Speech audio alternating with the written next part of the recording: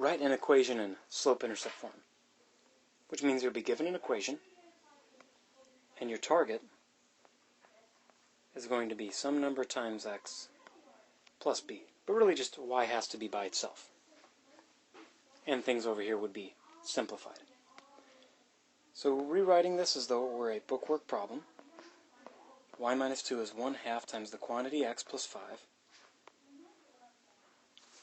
And I guess since the previous practice could maybe lend itself to it, we could really double every single separated part of this, which would be nice because then you wouldn't have to deal with fractions. But only do it that way and check to make sure you match what I do if you feel confident enough to do it. So instead I'll do what I think most people would do, which is just rewrite the left side and then distribute that fraction. We'll add 2 to both sides,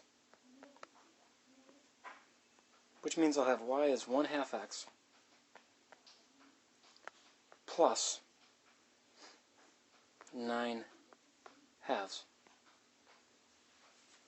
And that means you'd be done. Now notice that at this point I didn't even talk about how that became 9/2. So if you have a teacher that doesn't let you use a calculator on a certain quiz or a test, and for good reason that might be happening.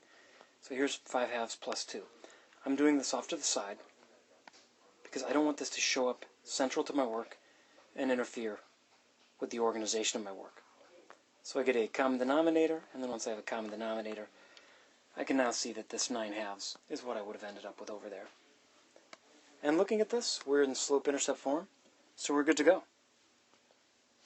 But again, just to kind of summarize, slope-intercept form has y by itself, which we ended up with.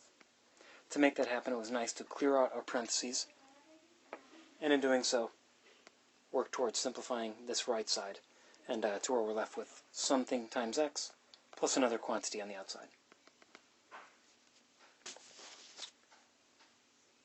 So here we have another problem. We'll make this OYO. I'm going to put the answer up in just a moment.